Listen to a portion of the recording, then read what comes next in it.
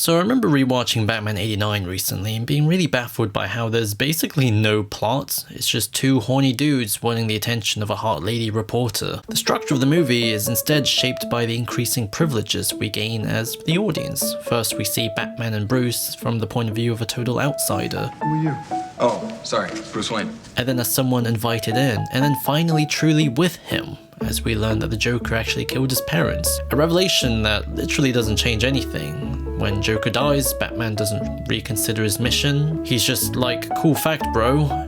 Joker also has like no motivations, which I know sounds like a weird thing to point out. He's the f***ing Joker, but he's not an abstract force of anarchy here. He actually has a concrete, unambiguous backstory. Jack Napier was a serious mob guy who fell into some chemicals, and all of a sudden he's goofy, has a clown theme going on and starts messing with the city with face products and running an art museum. In fact, he murders a guy in broad daylight and has a money parade with no one trying to arrest him. Joker's usual one bad day ideology, where he's off to prove everyone can go mad if they're just pushed, is replaced by Jack's equally complex motive to have his face on the $1 bill.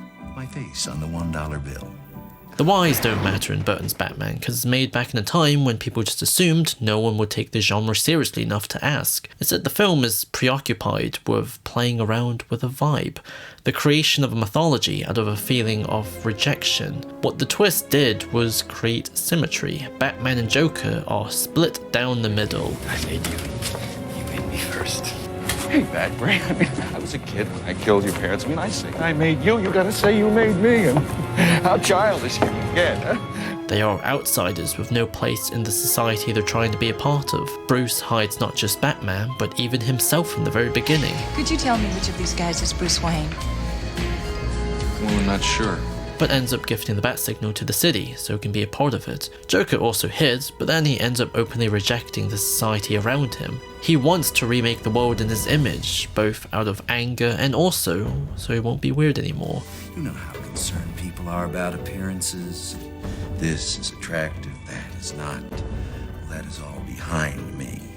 I now do what other people only dream.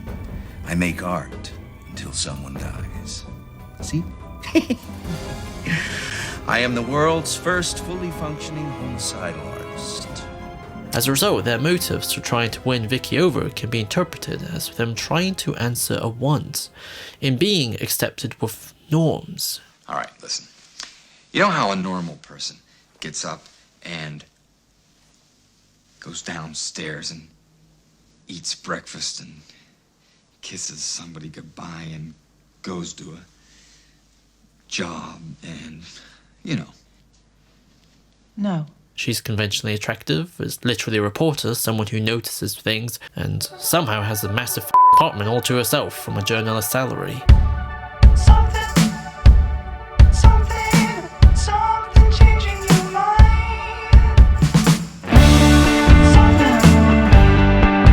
The quest for acceptance is then more explicitly explored in Batman Returns. It opens with the sound of a baby being born, then two rich douchebags decide to abandon it in the river. This baby then grows into a tragic being whose hands hold the bars of a storm drain like prison bars. It's now Christmas, where traditional ideas of family and happiness is all on display, but then there's this little penguin man who can't be a part of it. Neither does poor Selena Kyle. When she comes home, she has no one. She calls herself pathetic. Her mum is disappointed that she's not coming home for Christmas. The guy she's dating goes on holiday alone and says, I'll be going alone. Dr. Shaw says I need to be my own person and not an appendage. and all the time she feels judged by society for failing to be its idea of an ideal woman. While the bad guy is Christopher Walken, trying to scam Gotham with a power plant that actually sucks power as opposed to produce it, while he's building himself a Santa Claus-like legacy for him and his son. As Penguin points out, Shrek is a respected monster unlike him, who's just considered a monster. Batman Returns is a lot more angrier than Batman 89. It's infamous for its darkness, but rewatching it now, it's a pretty goofy film. Its violence and adult content is more obscene and childishly juvenile than anything, because the images are so surreal and the tone is so exaggerated that there's no sense of weight. What is disturbing is the overwhelming sense of bleakness. It's not about finding your place like last time, but it's about a total rejection of it. Thanks. You make it so easy, don't you? Always waiting for some bad man to save you. There's no happy ending this time, where equilibrium is found. Bruce and Vicky broke up in between films because she couldn't reconcile with his duality. She had trouble reconciling them because I had trouble reconciling them. Penguin does in fact receive basic humanity and literally almost becomes Mare. Selena becomes Catwoman and even gets her handsome prince, who's as much of a weirdo as her. In fact, he makes me feel the way I hope I really am. He even offers her the chance to be with him forever, but all the characters destroy themselves before they can fit into the very things that they wanted to be. I'm just jealous because I'm a genuine freak and you have to wear a mask. A lot of problems with your boss, but I mean, who the hell do you think you are? I would love to live with you in your castle. I don't know anyone, Bruce. I just couldn't live with myself.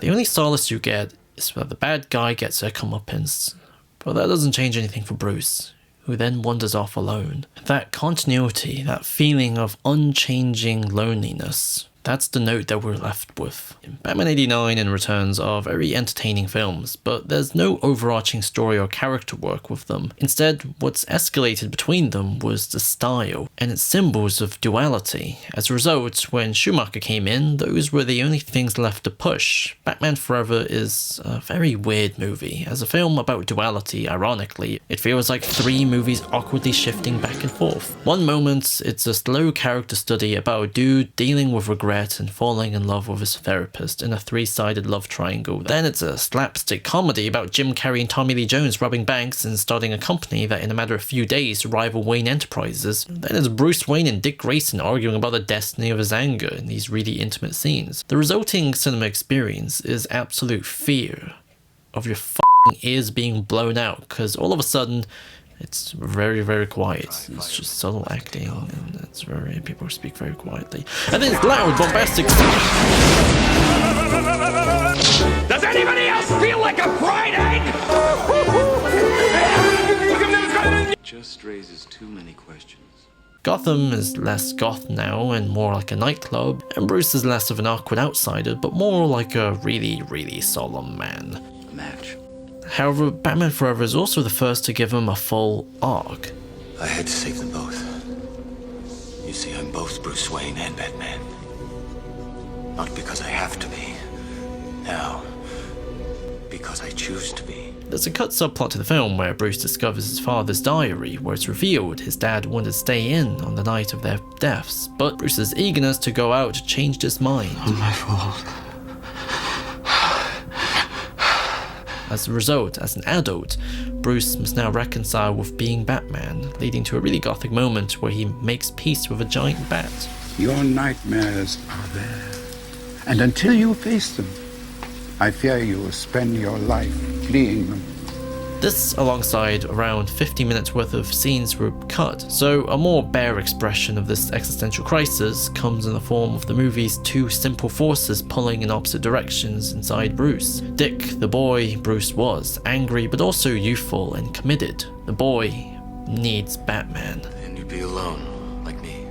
Chase, the woman who seems to love Batman. However, when she actually wants Bruce Wayne, he finally quits and doesn't aid Dick. He knows the loneliness ahead of his journey, and now he has a way out. What Bruce eventually learns is that this duality inside him is not guilt or a trap. It's a choice. A choice to save both sides of him, to keep and make room for both sides of him. We all know the story of Batman and Robin. It was considered not only the death of the series, but the entire superhero genre for about 2 years before Blade. It abandons the goth and established tone so thoroughly for camp that it becomes pretty much pure nonsense. And you know what? It's it's also the greatest movie of all time. I don't think it's physically possible to not have a good time if you're watching this with someone. I remember watching this with my partner late in the evening and we're about to go to sleep, but goddamn, a few seconds in, we're completely re-energized. We get ass shots, Batman driving a Batmobile with no windshield or roof. Minutes later, George Clooney gives the most casual "I'm Batman" ever. Hi, Freeze. I'm Batman. He then slides down a dinosaur like the Flintstones. There's a hockey battle for a diamond. Mr. Freeze throws a police officer to retrieve his gun. There's a rocket ship that suddenly comes out of his van. You're mad.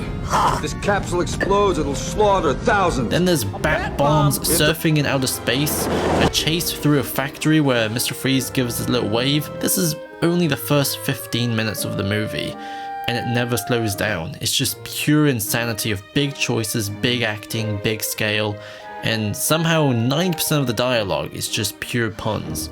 Enough monkey business. It's like watching a drunk man jump off the side of a building and actually somehow fly. Batman also has a pretty solid arc here, and I'm not even joking. As Alfred said, he's been trying to control death as a means of coping with the death of his parents. Death and chance stole your parents. But rather than become a victim, you have done everything in your power to control the fates. For what is Batman, if not an effort to master the chaos that sweeps our world? But it's a futile task. His need for control has now, as a result, alienated and limited Dick's life and agency, thus pushing him away, like telling Dick he's got to spend more time in the simulator after they just saved each other's asses from Mr. Freeze. And Bruce stopping his motorcycle mid-chase. Batman has to instead accept death in order to live, which is provoked here through him accepting Alfred dying. There's no defeat in death, Master Bruce. Victory comes in defending what we know is right, while we still live. He's been able to connect with Dick and give him what he wants, what he also wants himself too, to be a family. You weren't talking about being partners, you were talking about being a family. So I'm asking you, friend, partner, brother, will you trust me now? This act of trust is what leads to them defeating Ivy and expanding the cave to now include Barbara. This is gonna sound totally insane, but out of all the films of this era, it's the only one with a cohesive, comprehensible and complete arc for Batman, where content isn't clearly cut out, and we don't see him as an abstract third party. Did you have a hard time finding the house? These films as a complete media entity, in hindsight, was at its core a stylistic arms race. Batman is a fundamentally ridiculous concept if you apply any level of realistic pressure onto him. It's a man dressed as a bat in order to scare criminals. He doesn't work if you take him out of exaggerated conditions. The solution Burton had was to create distance. Keaton's Batman is a Byronic prince who's awkward and socially clumsy, but also romantic in a way that he's abstracted, and also through the way we constantly see him through the eyes of others. Schumacher tried to close the distance we have with Batman's view. We see him not as a prince, but as a little boy in a man's body, trying to find a family, trying to find a way forward and out. But that intimacy is also often lost by the new level of theatricality, which doesn't enhance the emotions, but often distracts and undermine them. But that inherent theatricality is what makes Batman a reasonable concept in a way. He's a heightened man in a heightened world, where the conversation of the story must be in sync between the two. This conversation is something which the later Batman films were able to navigate way more wisely through. Batman Begins was able to make it work through a combined study, where on one hand we followed Bruce on a biographical level from a young boy to a lost, angry young man to Batman, but it's a transformation that's completed 40 minutes into a 2-hour and 10-minute film. The rest of it, and the trilogy, was studying his effects. Legend, Mr. Wayne. Without initiating a stylistic arms race. The act of studying Batman as a social and philosophical project was Nolan's alternative. Reeves' film, in contrast, deliberately avoids the abstract. It touches on the topic of what does Batman mean for Gotham, but this time Bruce's character, his POV, his feelings, that's king of everything. And it's in that vulnerability, and also deeply unflattering side, Batman makes sense. The two moments which stands out to me was the police station. if this was the other films, we probably would have switched to the police's point of view, and it would have had this, oh you don't chase Batman kind of satisfaction when he disappears. But instead we follow him all the way to the end, sharing his anxiety. The other was the final shot. In '89, Batman Begins, and Batman 2022, they all end with Batman reacting to the bat signal. But where '89 and Begins ends on a painting-like larger-than-life shot of Batman, Matt Reeves ends on a close-up of Batman, accepting that he's left the woman he loved to rebuild his home. Unlike the others, you can look into his eyes and see him, not as a symbol, but as a man. It's seeing that human effort to create something more with no theatrical shortcuts like frantic editing or heightened exaggerated Gotham that makes the Batman in The Batman theatrically sensical. A lesson learned from decades of experimentation.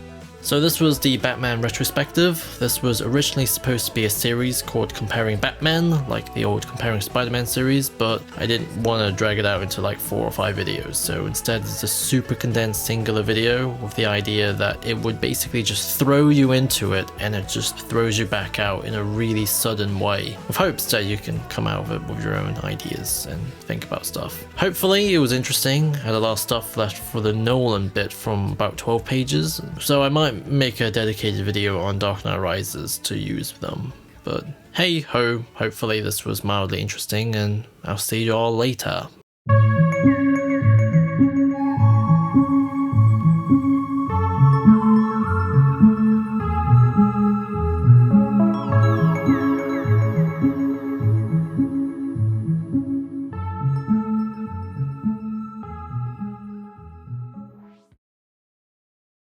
Bio-waste recycling initiated. Whoops.